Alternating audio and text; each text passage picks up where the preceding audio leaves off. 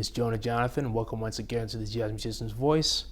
Today I have the wonderful opportunity of speaking with an excellent trumpet player on the Montreal jazz scene and a female musician, Rachel Therrien. She's a wonderful trumpet player, and in fact, I met her when I was up in the Montreal Jazz Festival. She's instrumental in founding the Montreal New Composers Series during the festival, and she actually brings musicians from all over the world premiering new music. She shares about her life experience and about some of her recordings that she's produced and her time on the Montreal scene as opposed to being in New York. And I really enjoyed doing this with her. Obviously, she is in Canada, so I believe there are a few connection issues with the Skype video recording, but we did the best we could, and overall the interview came out pretty good. So thanks for watching. Please stay tuned because we have another few interviews coming up shortly, and I hope you guys will subscribe, give a like, and share this video, and just share with your friends because I'm really trying to get a lot of young musicians as well on my series, and I'm grateful to get more female artists. So we do have one coming up with Erica Seguin as well. So thanks for watching.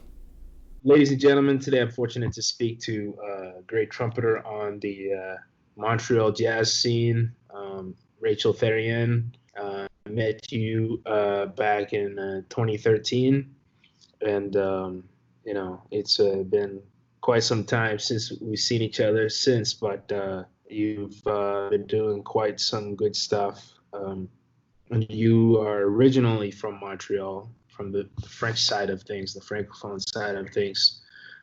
So can you talk to us about your early beginnings in music and how you initially got started and that aspect? Yeah, actually, it's kind of funny.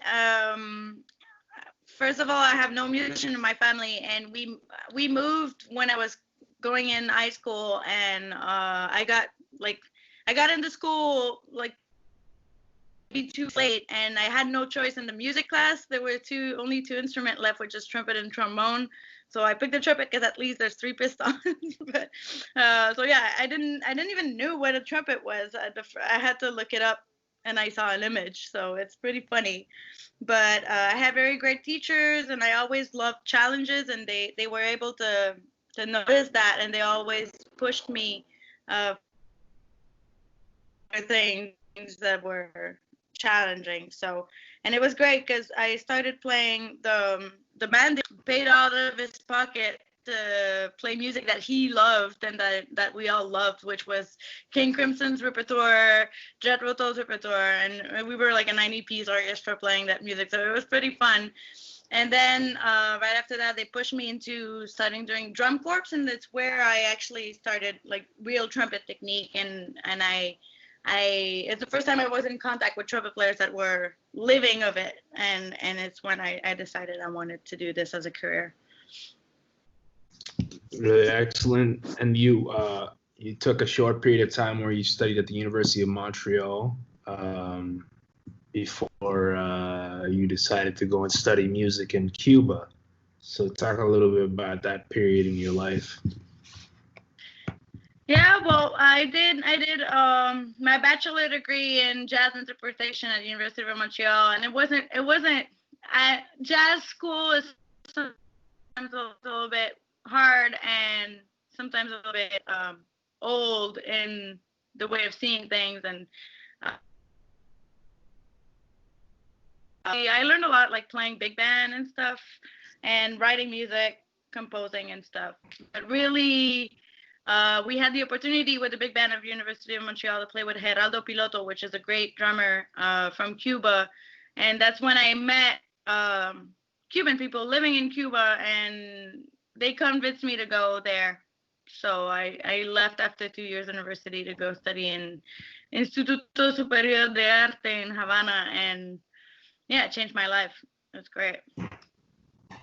Well, it must be, I've seen you play a few times, and you have a very Latin influenced style in many senses. So um, it must have been an amazing experience to go to Cuba and that different feel in the music, you know. Feel the music, feel the community, feel people helping each other. The teachers over there are real teachers. Like people that decide to teach in a school is because they're passionate about teaching. So, and I think if I haven't been to Cuba, I would not be a musician today. So, the way they help you believe in yourself. And yeah, I played with so many bands over there, and I studied with so many people and practiced trumpet and percussion, and it's in percussion paradise basically. So, and it's really there that I realized that I really wanted to do this of my life, and that whatever comments I had before, like nobody would bring me outside of my own path. If this is what I wanted to do, I'm gonna do it. So yeah, it's really in Cuba I decided to start my own like solo career. Well, I mean, it's quite fantastic. You came back to Montreal, and one of the things that I remember, I think this was the first year that you had started the Montreal Jazz Composer Series as part of the Montreal International Jazz Festival. Um, how did that idea come about, and how did you make connections with so many young artists from around the world? Okay. Well, there was a lot of goals in that series, and uh, the first goal was to make sure that younger generation experienced jazz, because the Montreal Jazz Festival is a great festival, and there's a lot of great artists, but like the best jazz shows are inside with very expensive ticket, that if a young person that thinks they don't like jazz, they won't pay $75 to go see a show that they think they don't like, right? And Yeah. most outside shows that are for free are not jazz, most of them. So it's hard to, like, the concept was to like put five musicians that never played together in a, so it attracts a younger audience, and everybody would bring two tunes and they would rehearse everybody's music in a 3 hour rehearsal the same day.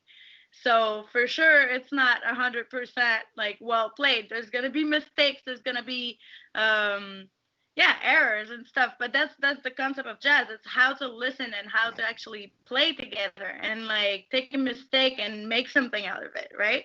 So it was like a real like conversation experience. And it was great. We kept it free, and finally like we were passing the hat at night, and a lot of people were just putting $20 in the bucket instead of, if we charged like $5 at the door, we probably would have had less people, and yeah, less fun, less outcome. And a lot of people Yeah. would tell me after the show like, hey, thank you, I really thought I didn't like jazz and it's amazing. I'm like, okay, great, my main goal achieved. And then there was a Yeah. lot of other Yeah. goals, like trying to build bridge between cities. I would bring Toronto, people from Chicago, people from different cities to be part of it, because there was a huge bridge between Montreal and New York, and like New York would come to Montreal not only during the Montreal Jazz Festival, but here all the time. And this bridge kind of disappeared a little. I was trying to just help create new connections in between different cities, because I think it's such a great thing. Yeah.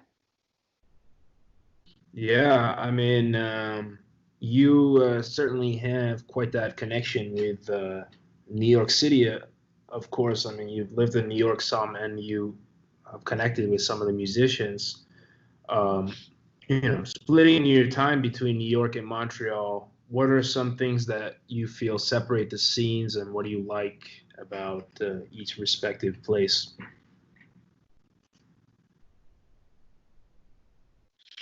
Well, it's about the quietness and welcomingness of Montreal and the struggle of different general vibe in every field, I think, and especially in music. Montreal's a great, great, great scene. There's a lot of great players. But yeah, I needed challenge. Just it. New York, the great thing is that there's so many amazing musicians from all over the world, and there's something with the hustle and the struggle that makes people be sometimes a little bit more inventive, I think. And yeah, it's basically the same thing. Like here in Montreal, you're in contact with the older great cats of here, and in New York, you're in contact with the older great cats of there. But the older great cats of there are idol that everybody in the world listens. So it's like I had the chance to hang out a little bit with Ligonets. I had so many experience with so many people. I play with the Afro Latin Jazz Orchestra every Sunday at Birdland with Arturo Frail playing Chico Rafael's music, which was the arranger of Dizzy's. And it's like, whoa, all those experiences, I would not have lived it if I only stayed in Montreal. So that's why. But it's hard to I always try to keep one toe in Montreal and one toe in New York. So I have best of both places. Yeah, Montreal is a pretty unique scene. It's almost like the Europe of North America. But something that I found about Canada is that it's very generous towards the arts as compared to the United States. Unfortunately, Canada has quite a few grants and gives young musicians the opportunity to record CDs. And can you speak a little bit about your experience with that? Yeah, well, in general, Canada's so much more closer to my value politically. It's a lot more social type of system.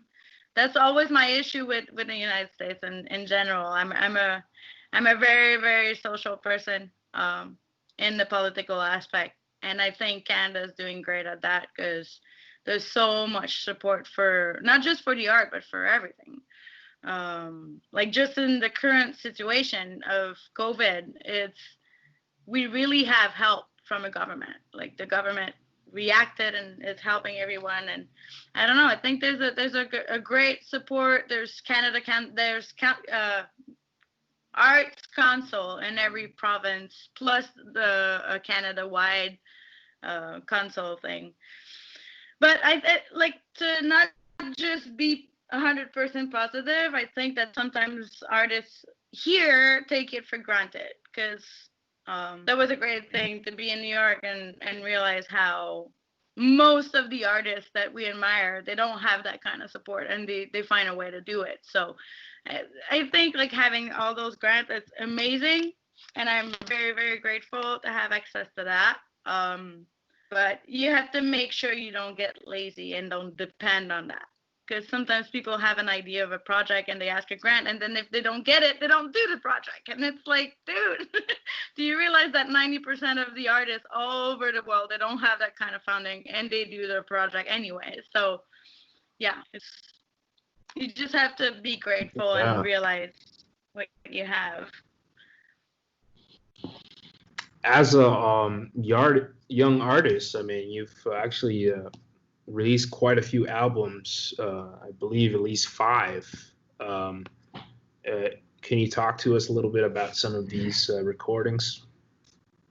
Yeah. Well, first I did when I came back from Cuba, because the Montreal jazz scene was a little bit white male oriented. So if I wanted to play jazz, I had to start my own stuff. So that's what I did. But I recorded it. I was 22, 23. So it's funny because I sound like me, but I sound like a young me and a immature me, which is great. But I'm glad I started it because I learned a lot.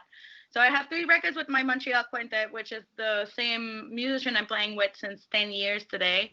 I did a record in Colombia, which is the first of a series of records that I would love to do, which is more like an ethnomusicologist vision of how to create conversation with people from different countries. I would love to do an album like that in Haiti. I would love to do an album like that in different places. I would love to do a project like that with native people from Canada, Aborigines from here. We'll see where this brings me, but this was a great experience. And my last record, which just came out, my fifth album, it came out in March, and that's a new project. I started touring Europe 4 years ago now. And I've been using different local musician, and I started to have kind of a based band in Europe, and I met a label there, and they were like, okay, great, we want to book this band, but we need a record. So they helped me produce my European quartet in Paris. We recorded it last year. And you certainly also have worked with some pretty established veterans in this art form. Can you share some anecdotes of some things you feel you have learned? Yeah, I learned so much. I started playing with Diva Jazz Orchestra maybe 3 years ago. I'm confused with time right now, but this was a great experience because in Montreal, as I said, it's like the jazz scene is majorly white male in Montreal. So it was great to have the experience to be playing with women, with people like me, right? Because it's like if all my life before Diva, it's like I felt I was like one of the boys, right? And I don't know. It's really the first time I realized that there's so many great women playing. It's just yeah. Man, the first time I played with Diva, I got my ass kicked, but like so much by 18 women. I was like, okay, this feels so great to see people that look like me, that are like me, and that make me want to work harder. So that was a great experience. And then from there, I started research a lot more on women jazz musician, and man, I'm so inspired by people who've been in tech. Yeah, I've been speaking Spanish for like 5 months. So English is going weird. I'm very grateful to have you as part of this series because, I want to get more female artists interviewed and as part of the series, and we need more role models for younger female musicians to be part of the series because, I have analytics in YouTube. I can see who's watching the videos, primarily a young male audience. But there are a lot of talented female artists coming into jazz, so we're definitely trying to get more people on that. What would be your advice for young women who are interested in getting involved in jazz and starting their own projects? Yeah, well, never stop dreaming. If it's really what you want to do, you'll find a way to do it. And also, yeah, find your role models. That's something it took me a long time to do my research on finding woman role model. And since I've done it, it helped me so much. And there's so many out there that are happy to share their experience and to support and to mentor and to do whatever we can. So, because it's great. Like I have a lot of male role like models and mentors and friends, but it's always great to recognize yourself in someone else that already went through what you're going through right now. Certainly. I mean, another question I had, with the coronavirus, which has really affected the whole scene jazz world globally. How are you guys managing there in Montreal? How has it been? I know the border between Montreal and the United States is closed, and internationally it's hard to travel as well. So, how have you been coping during this time? It's hard, super hard, and it's like we always knew or feel this kind of fragile in a sense, but now we really have it in our face that it can't just stop. So it's hard, but I don't know. I think like everybody's got more and more inventive, and like I've been doing concerts every Sunday at 5 p.m. since April 2nd. So I've been doing like 16 concerts by now, and now I'm doing duo. And you have to stay inventive and like keep doing what you love. Here's stuff are starting to happen like very, very slowly. I had my first like in real person gig yesterday in the jazz, Wow. the festival, the Montreal Jazz Festival site, like in downtown Montreal. But we couldn't promote it. We couldn't talk about it. It was like 20-minute set, and you couldn't announce that we were taking a break and you were playing again. Like they wanted people to leave, think you were done, and like then new people come, and like it's super weird. But we have to stay inventive, and we have to like make sure we stay in contact with each other. I think it's all about community, and that's the hardest part. It's to be apart and be alone in your room and watching your screen all the time. We have to make sure we keep the community alive, because what's the strong part about jazz is community. So Certainly. I mean, it's something that I liked about the Montreal scene. There are a few small venues that are normally there. Unfortunately, I did see, I think one is closing, right? The House of Jazz or House of Jazz is closed or something. Um, yeah.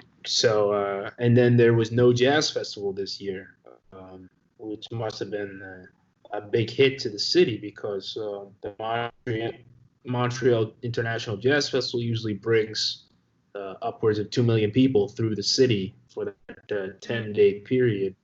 Um, so hopefully we will see it next year, but it remains to be seen because of the whenever they get the vaccine for coronavirus, you know.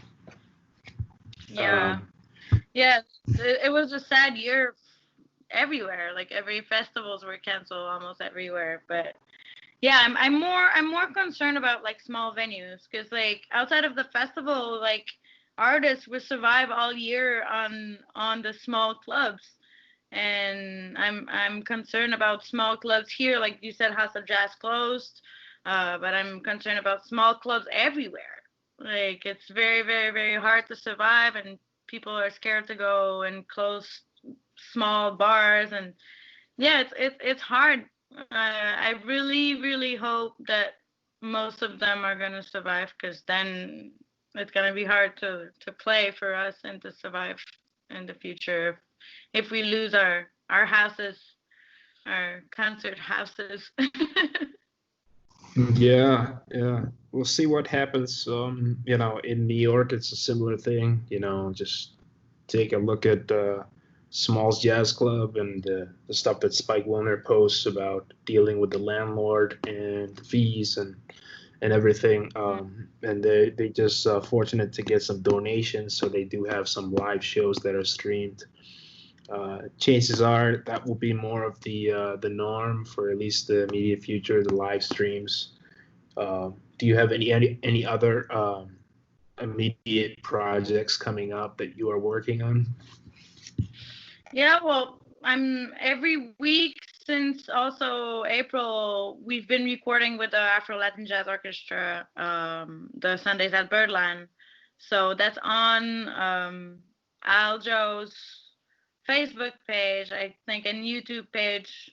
Um, yeah, every Sunday, Big Band Live. So that's a lot of work right there. I'm trying to write some music to finally do a Latin jazz album. I've been procrastinating on doing that for 10 years, but yesterday's gig was Latin jazz, my Latin jazz repertoire, and it's really where I feel good. Playing that music, Yeah. it's really the music that makes me smile the most. So I'm gonna do this year, probably 2021. I'll be releasing a Latin jazz record. So we certainly look Hopefully. forward to that. Thank you so Mm. much for doing this interview. Where can people check out your music, and how can they find your material? Well, my music is available everywhere, Spotify and blah blah blah. If you want to buy the music, please buy it from my website. It's racheltherrien.com.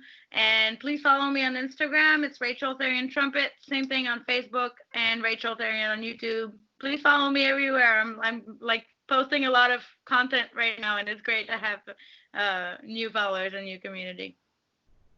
Great. Well, thank you so much, Rachel. Thank you, Jonah. Hope to see you in Montreal in 2021. Yeah.